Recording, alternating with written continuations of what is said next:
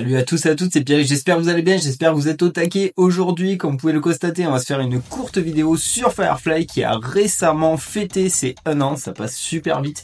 Et Adobe nous a gâtés pour les 1 an de Firefly en ajoutant une fonctionnalité qui va clairement changer la donne et qui vous risquez de bien kiffer. C'est le but de cette vidéo, du coup, installez-vous confortablement et c'est parti pour une vidéo sous le signe de Firefly. Allez, let's go!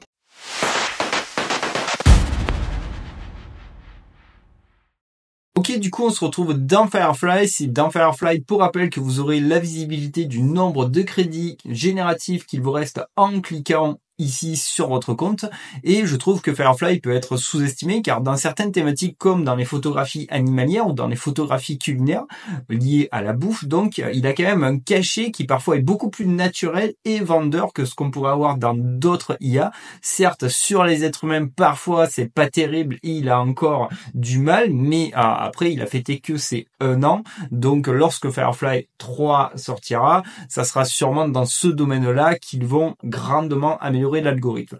Dans tous les cas, c'est pas le but de la vidéo. Si un jour vous voulez une vidéo plus complète sur Adobe Firefly, il suffira de me le dire dans les commentaires. Nous, ce qui nous intéresse, c'est justement, on est accueillis par ça, faire correspondre la structure. C'est la structure de référence qui est sortie, où vous allez donner une image de référence, en fait, dire l'impact qu'elle pourra avoir sur le prompt que vous allez taper, en fait, et donc vous allez avoir un visuel qui va reprendre la thématique du prompt que vous aurez mis, mais qui va garder la structure de base de l'image initiale. Exactement ce que vous êtes en train de voir dans le fond au niveau de la vidéo. Donc ça ouvre pas mal de possibilités. C'est quelque chose qu'on n'avait pas dans Firefly et donc c'est largement bienvenu parce qu'on va pouvoir faire beaucoup de choses avec cette fonctionnalité de structure référence. Bon, avant d'aller tester la nouveauté, on va quand même parler au niveau de l'interface car ils ont fait quelques ajustements. Comme vous pouvez le constater, si vous êtes déjà un utilisateur de Firefly, avant on avait toute la sidebar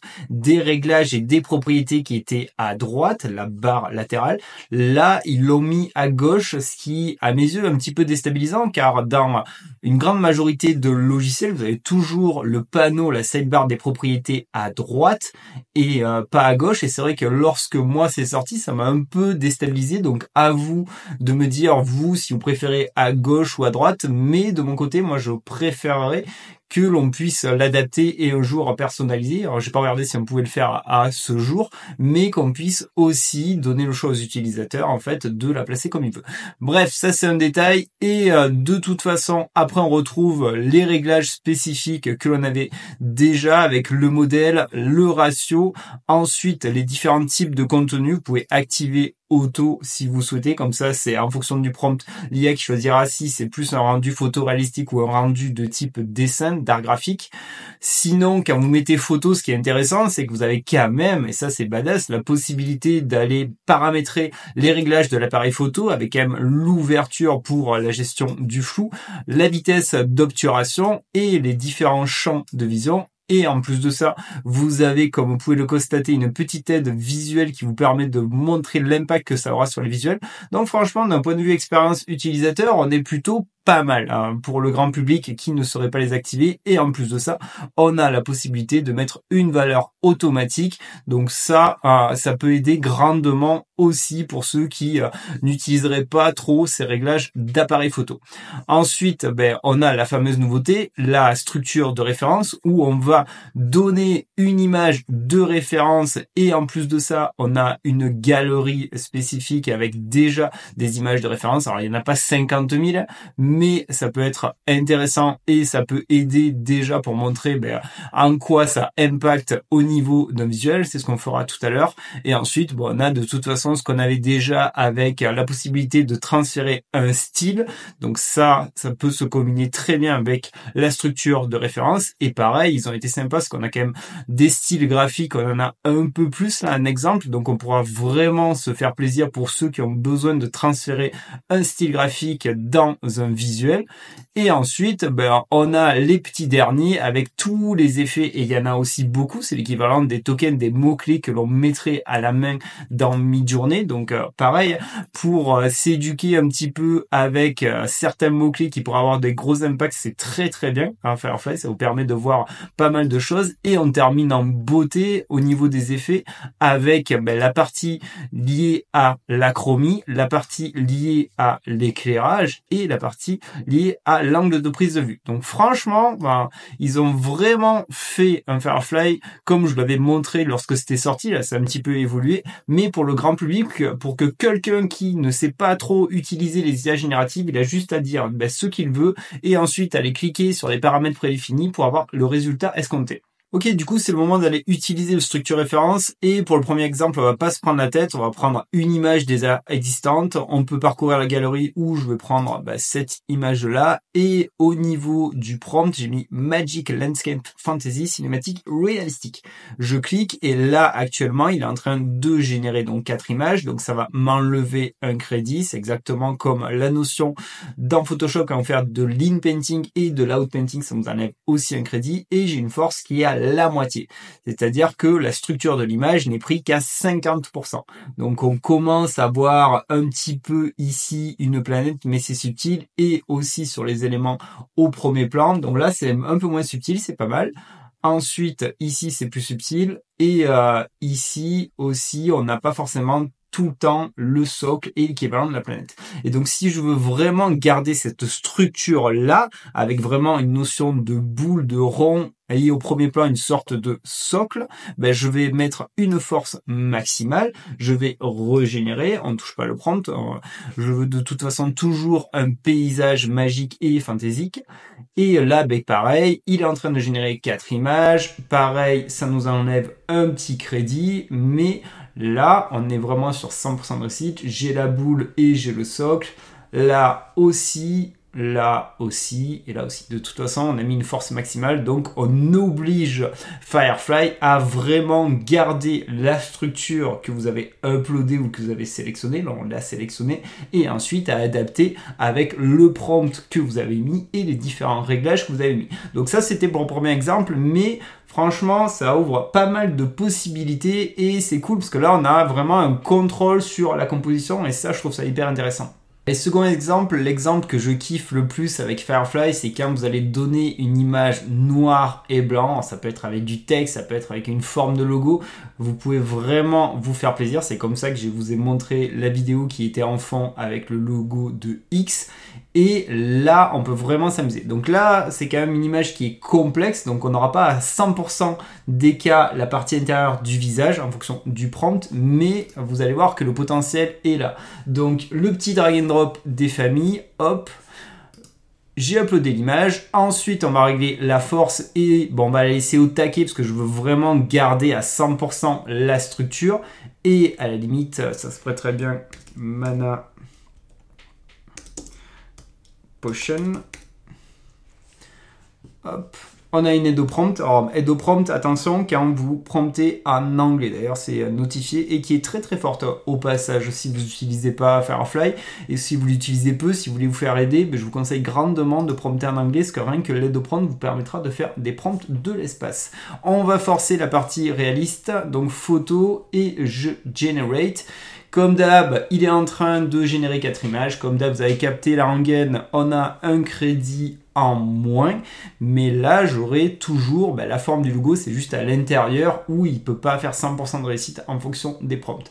Donc là, j'ai la première qui est ici.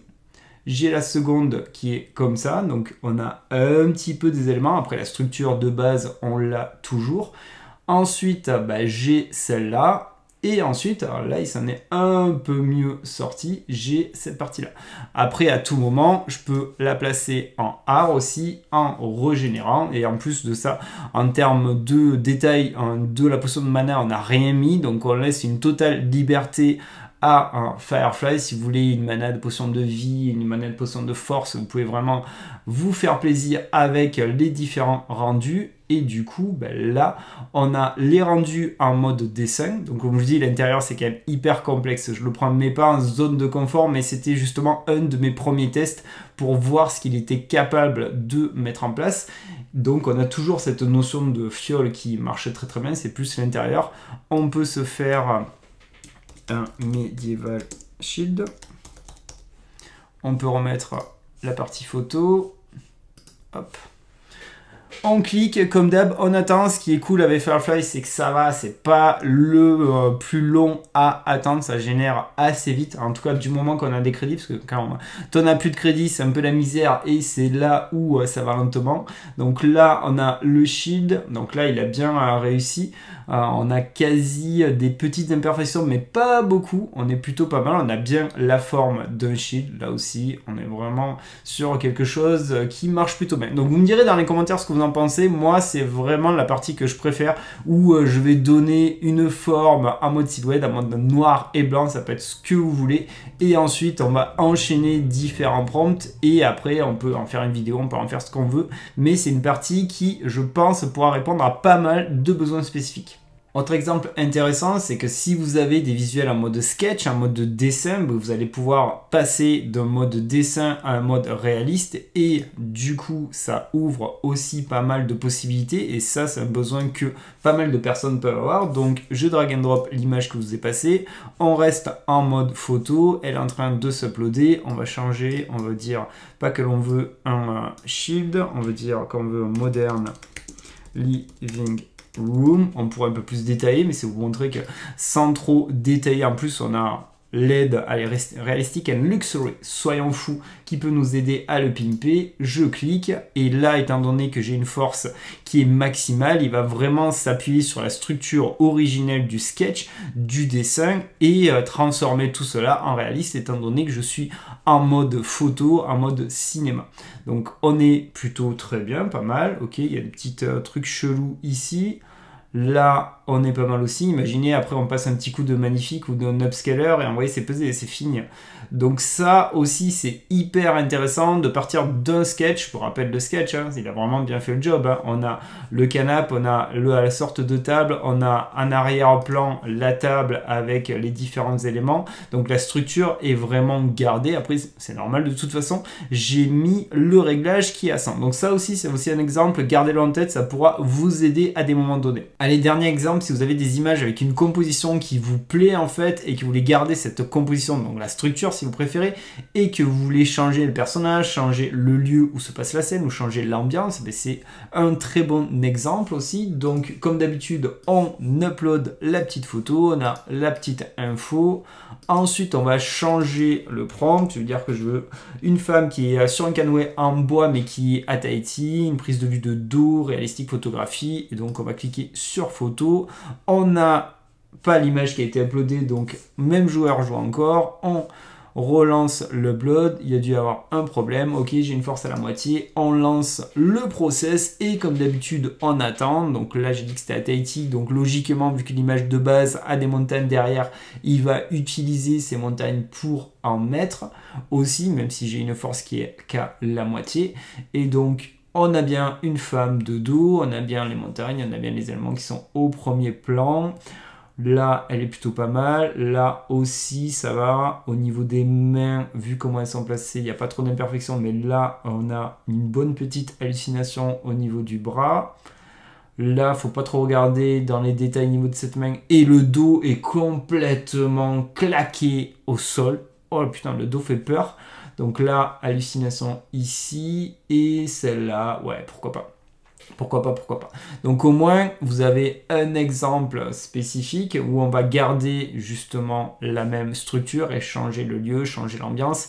Et après, ce qui est intéressant, c'est que vous pouvez aussi le combiner, ça. Donc là, on peut changer de lieu, hein, mais je peux le combiner avec une référence de style, donc de mapper un style. Par exemple, je peux mapper ce style-là, on peut augmenter la force, et je peux générer encore une fois. Est-ce qu'on laisse photo? Ouais, on va laisser photo. Et du coup, là, je combine avec la référence de structure de l'image d'origine que l'on a donnée, qui est celle-là, plus de l'image qui avait une ambiance chromatique, un style spécifique qu'il va appliquer en fonction des valeurs que l'on a ici. Et là, on a quand même des résultats qui sont plutôt assez sympathiques. Celle-là est pas mal. Bon, pareil, au niveau des mains, il ne faut pas regarder sur certaines.